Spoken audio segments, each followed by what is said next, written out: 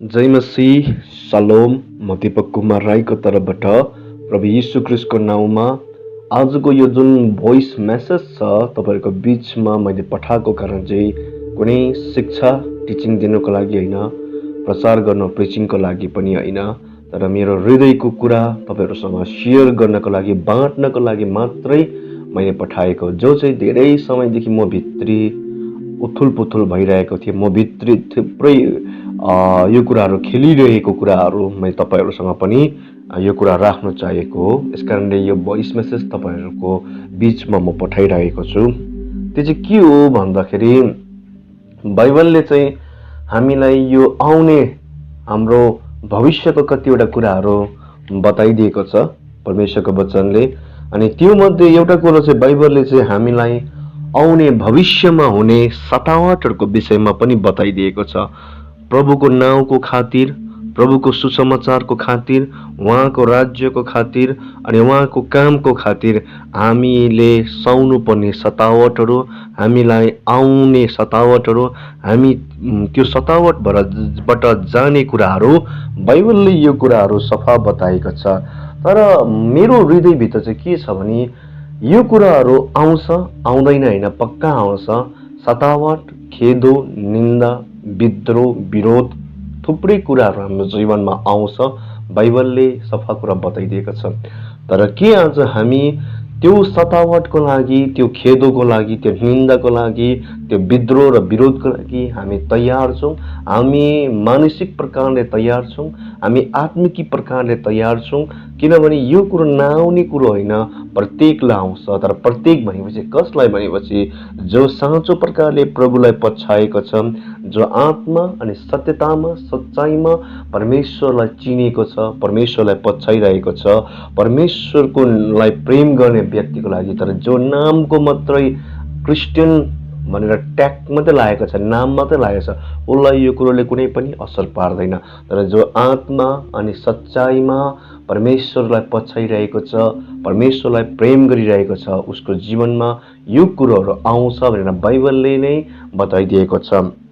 हामी एक दुईवटा कुरा बाइबलबाट हेर्नेछौँ। बाइबलको वर्षहरू यूहन्ना 16:33 ले भन्छ, संसारमा तिमीलाई दुःख कष्ट हुन्छ, तर ढारस गर, मैले संसारलाई जितेको छु भनेको छ।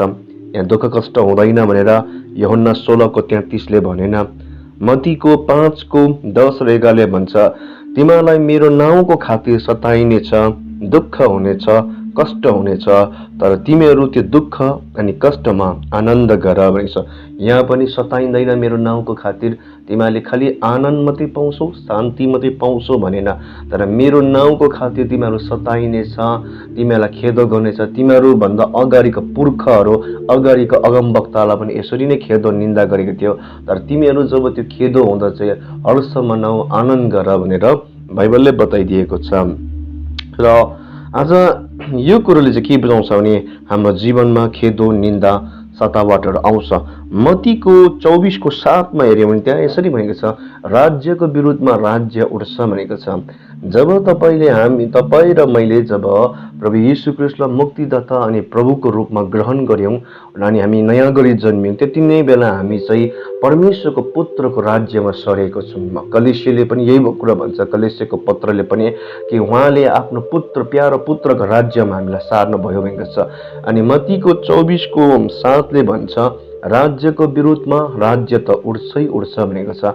यसकारणले यदि कुनै एउटा साँचो क्रिस्चियन अथवा एउटा साँचो विश्वासी आत्मा र सत्यतामा जिउने मान्छेले यो कुरो कहिले पनि भन्दैन, मलाई मेरो जीवन भइन्जेलसम्म, म बाँचिन्जेलसम्म मलाई कुनै प्रकारको दुःख, कुनै प्रकारको कष्ट, कुनै प्रकारको आपद विपद नआओस् चाहिँ उसको प्रार्थना र उसको माइन्डमा कहिले पनि आउँदैन।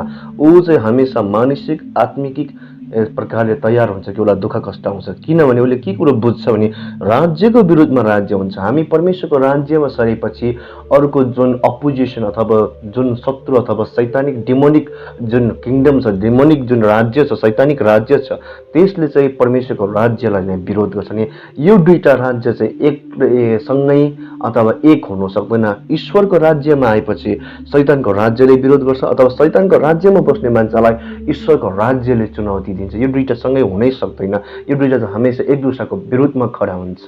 यसकारण नै हामी सतावटमा भएर जान्छौँ, हामीलाई खेदो निन्दा आउँछ। आजभन्दा धेरै समय अगाडि एकजना कुनै एउटा व्यक्तिले मलाई प्रार्थना गरी माग्नु भएको थियो कि दीपक भाइ प्रार्थना गरिदिनुहोस्, मेरो जीवनकालभरि म बाँचिन्जेलसम्म कुनै खेदो निन्दा, कुनै विरोधहरू, सतावट, प्रोसिक्युसनहरू, ट्रबलहरू मेरो जीवनमा नआओस् भने। अनि म एकछिन मौन रहे, केही पनि मैले भनिनँ, किन यो प्रार्थना असम्भव छ। यदि उसलाई जीवनकालभरि कुनै प्रकारको सतावट, समस्या, बाधा नआउनु उसले चाहन्छ भने म उसको लागि एउटै प्रार्थना गर्न सक्छु, त्यो चाहिँ के हो भने प्रभु उसलाई मारिदिनुहोस्। किन मर्यो भने चाहिँ कुनै कुरो दुःख कष्ट सामना गर्नु पर्दैन। तर बाँचिन्जेलसम्म दुःख कष्ट सङ्घर्ष, कतिवटा चुनौती, कतिवटा खेदो निन्दा परमेश्वरको नाउँको खातिर हामीले सहनु पर्छ। किनभने परमेश्वरको राज्यमा हामी सरेको छौँ। अनि मत्तीको 24:7 सफा कुरो भन्छ, राज्यको विरुद्धमा राज्य उड्छै उड्छ। हामी परमेश्वरको राज्यमा भएको कारणले अर्को शैतानको राज्यले त्यसलाई विरोध गर्छ। यसकारण हामी विरोध सहनै पर्छ भनेर बाइबलले बताउँछ। अनि मत्तीको 24:9 पनि हेऱ्यो भने धेरैले आज मृत्युसम्म दुःख मेरो नाउँको खातिर उठाउँछ रहेछ। मत्ती 24:9 हेऱ्यो भने त्यो प्रभुले भन्नुभयो, धेरैले मृत्युसम्म दुःख मेरो नाउँको खातिर, येशूको नाउँको खातिर मृत्युसम्म त्यो दुःख, मृत्यु हुनेसम्म अथवा मृत्युमा पुग्नेसम्मको दुःख उठाउनुले पर्छ भनेर बाइबलले यो कुरा सफा रीतिले बताइदिएको छ। अनि प्रकाशित वाक्य 2:10 पनि भन्छ, तिमीहरूलाई शैतानले 10 दिन कष्टमा पार्छ र कतिलाई जेलमा हाल्छ, कतिलाई सतावटमा पार्छ, तर तिमीहरू विश्वास योग्य रह, तिमीहरूलाई जीवनको मुकुट लगाइदिन्छु भनेर बाइबलले भन्छ। यो बाइबलको भर्सले चाहिँ के बुझ्छ भने हामी एउटा असल मसीहहरू, असल क्रिस्चियनहरूको जीवनमा चाहिँ आत्मा अनि सच्चाइमा जिउने मान्छेको जीवनमा खेदो निन्दा सतावट आउँछ। तर त्यो खेदो निन्दा सतावट चाहिँ किन आउँछ भने उहाँको नाउँको खातिर, उहाँको नाउँलाई विश्वास गरेको खातिर, उहाँको नाउँलाई ग्रहण गरेको खातिर, उहाँको नाउँलाई हामीले पक्रेको खातिर र उहाँलाई मुक्तिदाता, हाम्रो स्वामी, हाम्रो राजा भनेकिन उहाँलाई मानेको कारणले, हाम्रो जीवनमा सुसमाचारको लागि एक्सेप्ट गरेको कारणले, सुसमाचार प्रचार गरेको कारणले, सुसमाचारलाई विश्वास गरेको कारणले, नयाँ गरी जन्मिएको कारणले, परमेश्वरको वचनलाई हामीले लिएको कारणले हाम्रो जीवनमा खेदो निन्दा सतावट चाहिँ आउँछ भनेर यो बाइबलको भर्सले भनिदिएको छ। अब यहाँ चाहिँ प्रश्न चाहिँ म के मेरो हृदयभित्र प्रश्न खोल्दोली चाहिँ के थियो भने, के आज म तयार छु यो कुराको लागि, कि मेरो घराना तयार छ यो कुराको लागि भन्ने कुराले चाहिँ मलाई यति साह्रो असर पारिरहेको कुराहरू। अनि आज म तपाईँ र जतिले यो भोइस सुन्नुहुँदैछ, प्रिय हो, प्रिय मण्डली, प्रिय दाजुभाइ दिदीबहिनी, आमा बाबुहरू, तपाईँले सुनिराख्नुहोस्। बाइबलले भन्छ सतावट आउँछ, तर के तपाईँ अनि तपाईँको घराना तयार छ?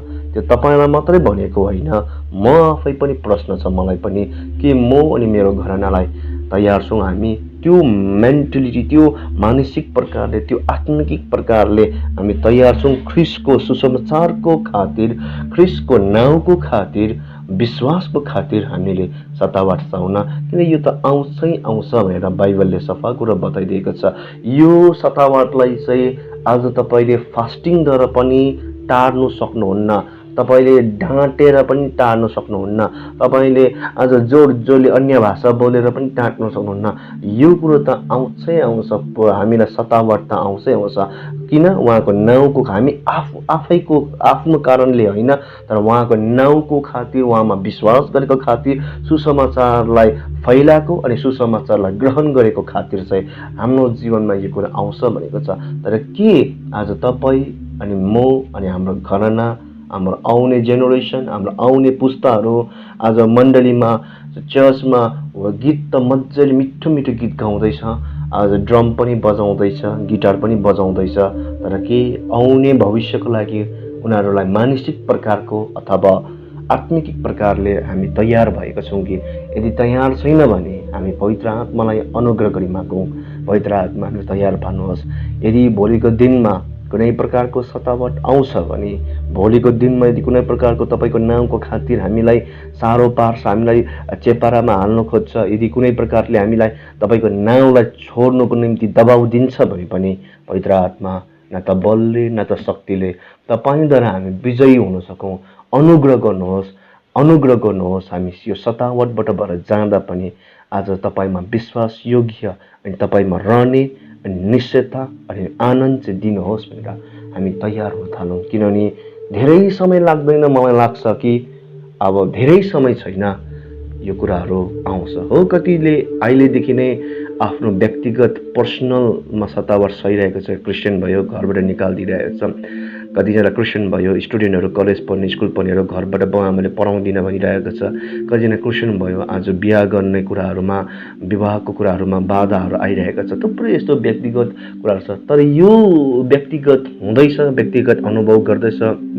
परमेश्वर धन्यवाद, तपाईँले जतिले व्यक्तिगत यो खेदो निन्दा सहनु भयो, तपाईँको लागि पुरस्कार छ। तपाईँहरूलाई परमेश्वरले सम्झना गर्नुहुन्छ। तपाईँहरू निराश नहुनुहोस्। तर अब चाहिँ पर्सनली भन्दा पनि आज चाहिँ समूहमा एउटा ठुलो एउटा समूहमा एउटा खेदो निन्दा आउनेवाला छ भनेर मलाई चाहिँ लाग्छ। बाइबलले पनि यो कुरा भन्छ कि आज हामी मण्डली तयार छौँ कि मण्डली चाहिँ आज तयार छैन भने यो कुराबाट हामी कसरी जाँच्ने। आज धेरैले भन्छ होइन प्रार्थना गर्नुपर्छ खेदो आउँदैन, होइन प्रार्थना गर्नुपर्छ क्रिस्ट विरोधी तत्त्वहरूले हामीलाई त आक्रमण गर्दैन। होइन, बाइबलले कहीँ पनि यो कुरा बताएको छैन कि प्रार्थनाले सबै कुरो ओभरकम हुन्छ। प्रार्थनाले ओभरकम हुन्छ, तर जो येशूले नै आउँछ भनेपछि त कसैले पनि काट्न सक्दैन। हामी बाहिर जानपर्छ। किनभने सुन चाहिँ जबसम्म खारिँदैन तबसम्म त्यसको मूल्य बजारमा अथवा लाउनेलाई त्यसको के भन्छ भ्यालु उसलाई उसको आउँदैन भनेपछि सुन चाहिँ खारेपछि मात्रै बहुमूल्य भएर जान्छ।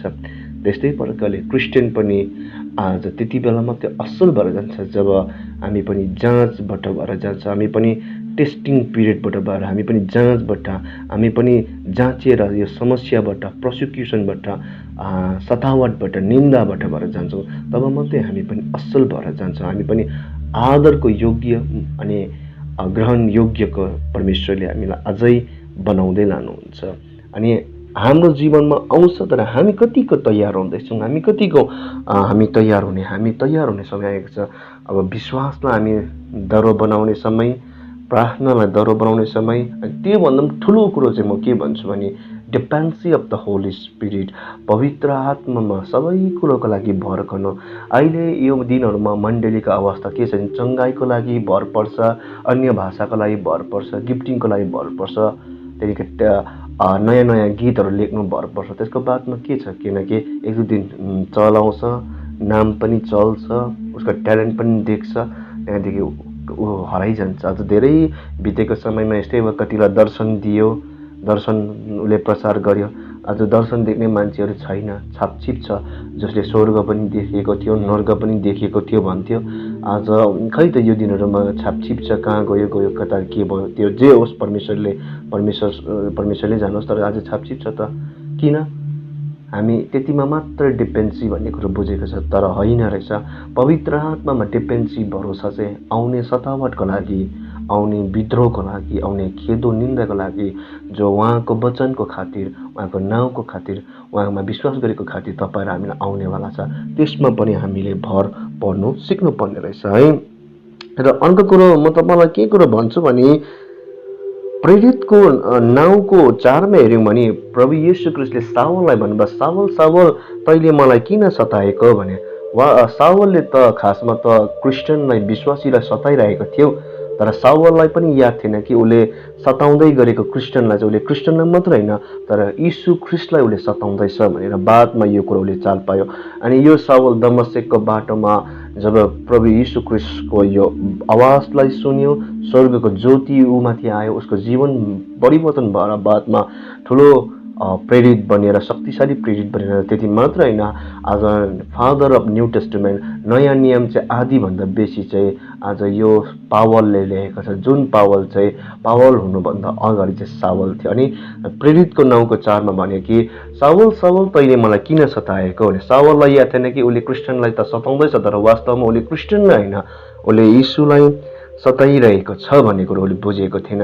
आज प्रिय हो, तपाईँहरू कतिजना सतावटमा, व्यक्तिगत सतावटमा, अफिसमा तपाईँलाई खिसी गर्छ होला क्रिस्चियन भनेर, तपाईँलाई आज यो त विश्वासी हो नि, यो त जयमसी हो नि भनेर तपाईँलाई खिसी गर्छ, ह्युमिलेट गर्छ भने तपाईँ एक्लै हुनुहुन्न, तपाईँको साथमा परमेश्वर हुनुहुन्छ। तपाईँलाई स्कुलमा, सायद तपाईँको विभिन्न कामको क्षेत्रमा, विभिन्न फिल्डहरू तपाईँको होला, सायद क्रिस्चियन भने तपाईँलाई आज रिजेक्सन खिसी गर्छ भने तपाईँ एक्लै छैन, तपाईँसँग प्रभु हुनुहुन्छ। र अर्को कुरो चाहिँ यहाँबाट के कुरो बुझ्न सक्छौँ भने चाहिँ सावलले त क्रिस्चियनलाई मात्रै सताएको थियो, तर सावलले यो कुरो देख्न सकेन कि उसले सताउँदै गर्दा चाहिँ क्रिस्ट यीशु पनि हुनुहुन्थ्यो र क्रिस्ट यीशुलाई नै उसले सताइरहेको थियो। यसकारण नै त प्रेरितको 9को 4मा भन्छ, सावल सावल तैँले मलाई किन दुःख दिएको, किन सताएको भनेको छ।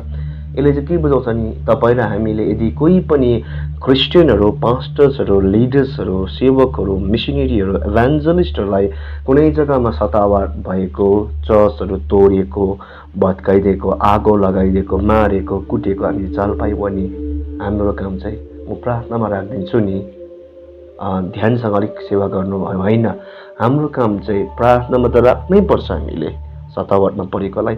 तर यदि सक्छ भने आर्थिक प्रकारले उसलाई पैसा रुपियाँ दिएर हेल्प गर्नुहोस्, लुगाफाटा दिएर हेल्प गर्नुहोस्, तपाईँकोमा जे छ आज त्यो दिएर हेल्प गर्नुहोस्। किनभने तपाईँले त्यो सतावटमा परेको मान्छेलाई हेल्प गर्नु अथवा त्यो सतावटमा भएर गएको पास्टर, लिडर, प्रभुको छोरा छोरी, इभान्जलिस्टको साथमा तपाईँ उभिनु चाहिँ वास्तवमा प्रभु म तपाईँको साथमा उभिन्छु, म तपाईँसँग यो कुरोमा तपाईँसँग उभिन्छु, म पनि छु यो कुरामा, म पनि तपाईँसँग सहमत भएर तपाईँसँग पार्टनरसिपमा आउँदैछु, तपाईँलाई सतावट भयो म पनि छु है भने जब यो कुरो मान्छेले गर्छ नि ऊ पक्का पनि आशिषित हुन्छ।